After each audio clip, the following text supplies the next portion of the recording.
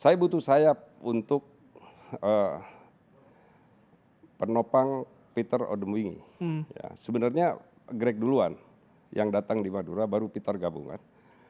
Kenapa saya pilih Peter waktu itu, ada Sissoko, ada apa, kan waktu itu marquee player ya. Marquee player bagus-bagus yang ditawarkan. Saya tidak begitu kenal yang namanya Peter. Tapi yang saya hanya bisa lihat di videonya gitu ya. Saya bilang udahlah bismillah, kita pakai. Dan murah, lebih murah dari yang lain gitu.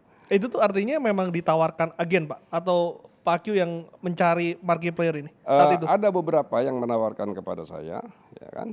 Dan ada juga teman saya yang di kedutaan besar di London, itu saya punya teman juga merekomend itu bagus pemain itu, pemain dari apa dia sampaikan kepada kita, ya sudah. Udah kita pilih, bismillah kita pilih dia lah. Itu murah. Peter ini murah, dan saya tanya ke Peter, Peter, kamu kenapa main? Saya waktunya berlibur, saya ingin berlibur sambil bekerja, dia bilang. Sehingga dia itu lepas mainnya kan, karena dia tidak ada beban. Tapi ya 2 musim di kita, musim terakhir dia tidak lagi mau melanjutkan karena waktu itu dia kena kartu merah, bengkak kakinya. Tahun Bayangkara itu ya kalau salah ya? Saya nggak mau nyebut klubnya ya. Karena viral itu video di mana-mana. Waduh, dia emosi betul. Memang waktu itu Bayangkara ini kan mau juara ya. Kalau menang lawan Madura dia harus juara. Jadi totalitas tuh. Di tribun VIP, kita kan tuan rumah ya. Di tribun VIP itu supporter Bayangkara semua sudah. Jadi saya sebagai tuan rumah pun ngalah akhirnya ke tempat lain. Tapi ya itu akhirnya memang mereka menang ya. Menang di situ, yang Peter marah kepada klub ya, kepada kita lah. Mungkin marah kepada dirinya sendiri sebenarnya.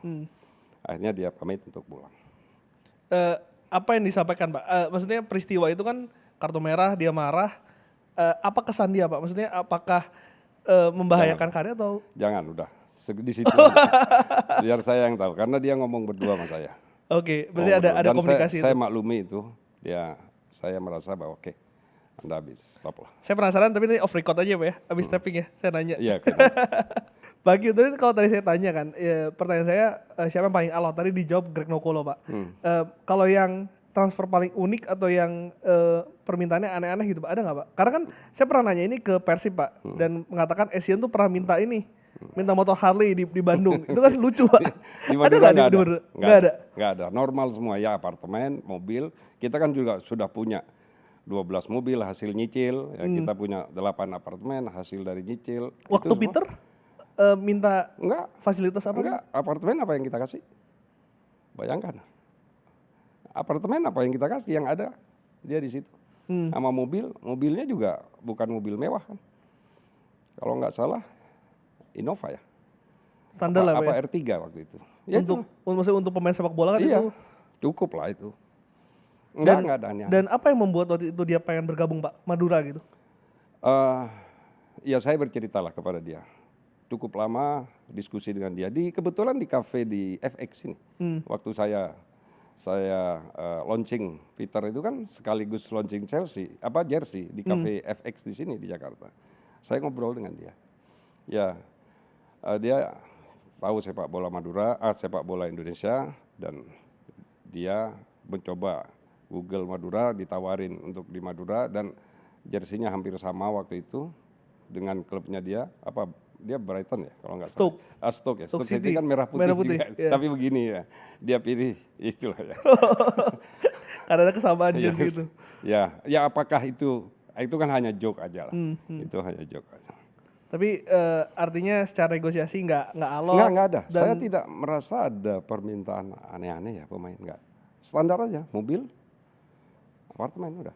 Di luar yang kejadian yang Bayangkara tadi Pak, kesan apa sih Pak yang disampaikan ke Bapak? Kalau boleh tahu. Apa itu?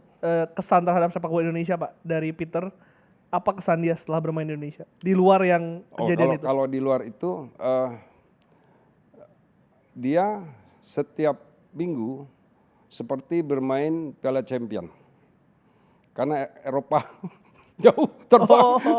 Jadi seperti main Piala Eropa. Jadi dia merasa bahwa luar biasa luasnya Indonesia ini. Dia bayangkan dia ke Banjarmasin, dia ke, kalau nggak salah ke Serui waktu itu, ada Serui kan. Iya. Bayangin itu, dari Biak masih terbang pakai ke Serui.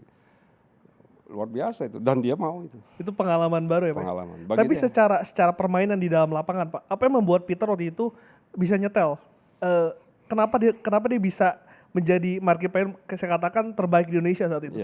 Iya, karena dia bermainnya itu main lepas terus, dia tidak punya beban apapun. Dan kebetulan supporting di belakangnya ada Den, ya. Di belakang dia ada Den Milovanovic waktu itu kita punya kan. Di kirinya ada Greg. Itu dan waktu itu kita masih punya striker si itu Beto. Gonzalez, bukan Gonzales. Gonzales. Oh, strikernya dia sama Peter Odemwingie. Jadi dan teman-temannya itu dia nyetel. Dia tiap hari main golf. Tiap hari dia main golf dan dia menikmati, dan nemenin golf ya Greg itu. Oh, berdua itu Iya, tuh? berdua itu. Dan dia bilang saya berlibur. Dia tidak ada beban. Dan kita juga tidak membebani apapun ke dia, diskusi apa segala macam sama dia, enak sekali. Tidak ada minta aneh-aneh. Dia datang pertandingan, latihan juga on schedule. Nggak pernah dia latihan telat gitu, terus nggak latihan, nggak. Jadi walaupun vibes liburan tapi profesionalnya tetap ya Pak? Ada. Dia latihan jam 4 kurang 5 dia sudah ada di lapangan. Nah itulah yang dicontoh oleh pemain kita saat itu. Coba saya bilang lihat. Harganya pemain ini tidak sedahsyat. Bahkan ada pemain yang melebihi dia loh harganya. Pemain kita ya.